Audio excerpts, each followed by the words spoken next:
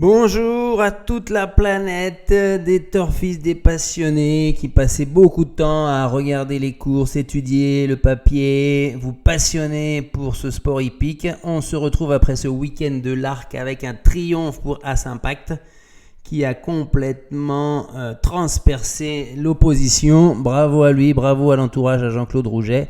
Ça faisait des belles émotions. Alors on y va, nous, on rejoint platoniquement, on va dire, l'hippodrome d'Anguin, le plateau de Soisy ce lundi 2 octobre. C'est fini pour Vincennes pour le moment, à part dans les nocturnes du vendredi soir. On retrouvera Vincennes début novembre pour le début du meeting d'hiver que j'attends avec impatience.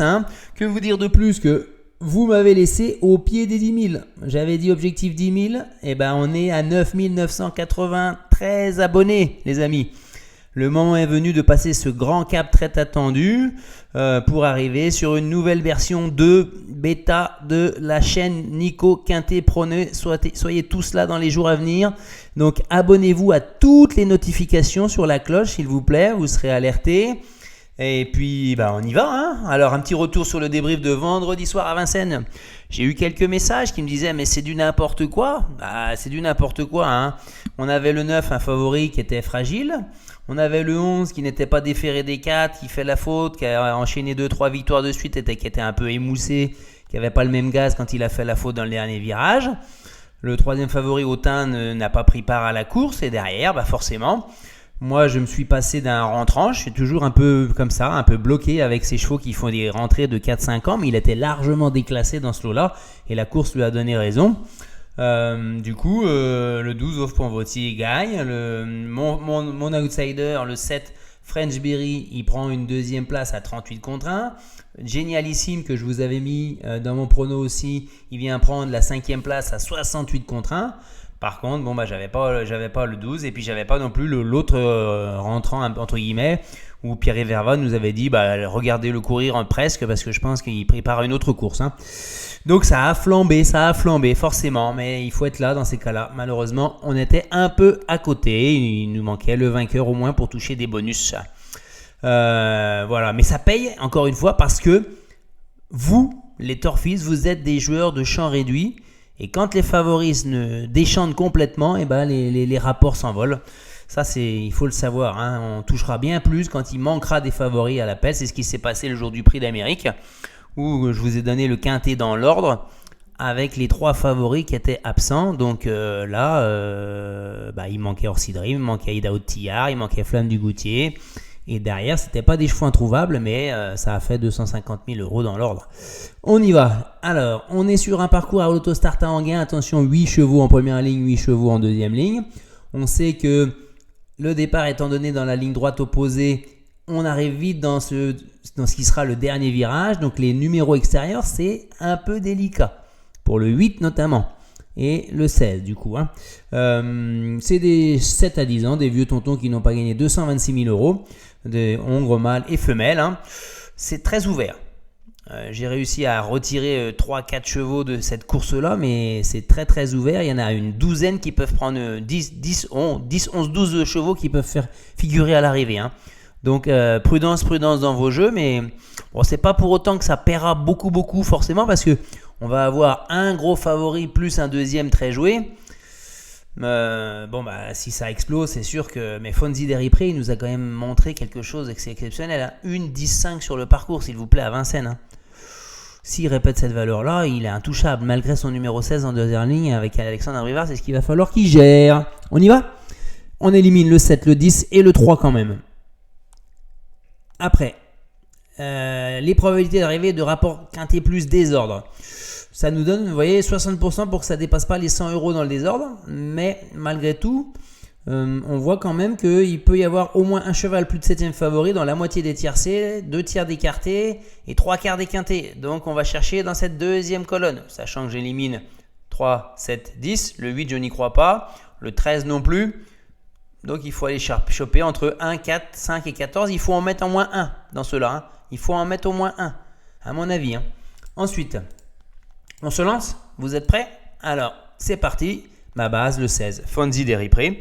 Que dire, c'était une première chance théorique forcément. Il reste sur 4 victoires dans ses 5 dernières courses.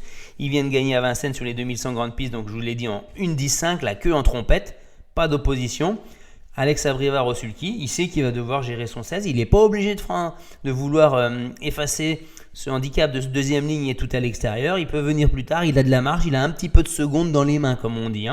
Donc là, on tient, je pense, une base assez solide. Tout le monde doute un peu, mais là, je pense que on peut prendre appui sur lui quand même, je pense. Ensuite, le 4, Diwido Kang, ça c'est un vrai coup de poker, mais parce que il est intermittent.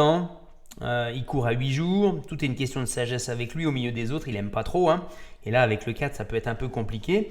Par contre, il baisse vraiment de catégorie par rapport à sa dernière course. Ça peut être du tout ou rien. Sur l'autostart, sur les parcours de vitesse, c'est une fois sur 7 à l'arrivée. En mai 2023, il n'y a pas longtemps, où il courait quand même en 11-6 sur le parcours de Vincennes.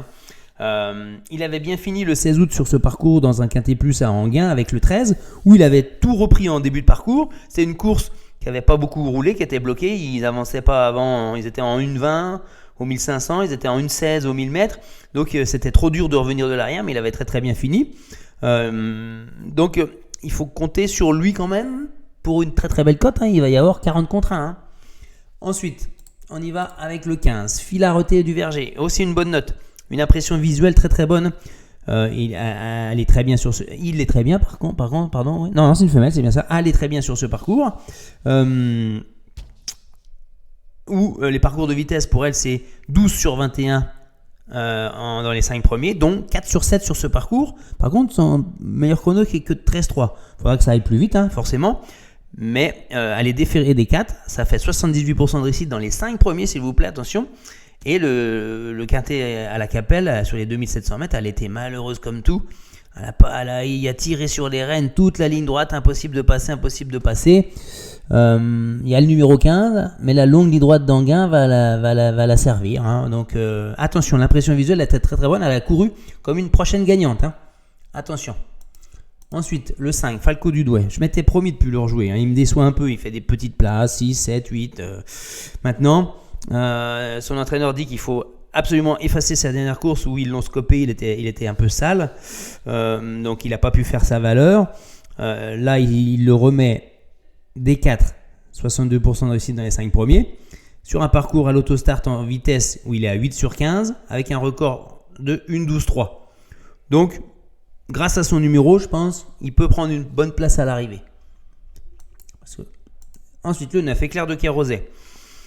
Je lui ai fait une place finalement, parce que j'aimais pas trop son numéro derrière le 1 en deuxième ligne, mais Mathieu Abrivard il a la classe pour pouvoir se sortir de ces pièges là, et il est dauphin de Fonzi d'Eripré, donc il faut y aller, on peut pas l'écarter d'un pronostic, je pense.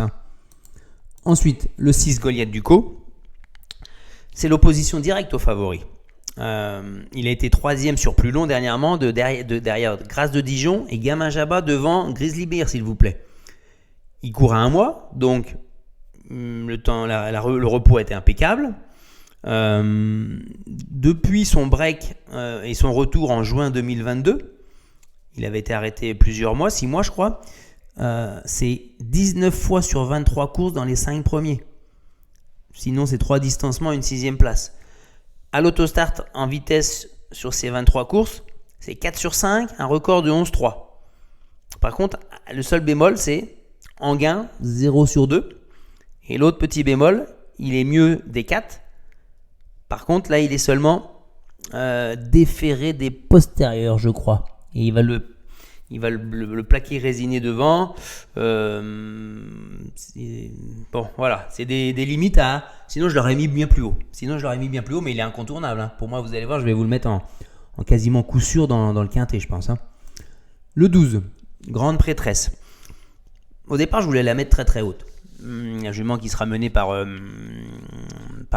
Jean-Luc Claude Dersoir.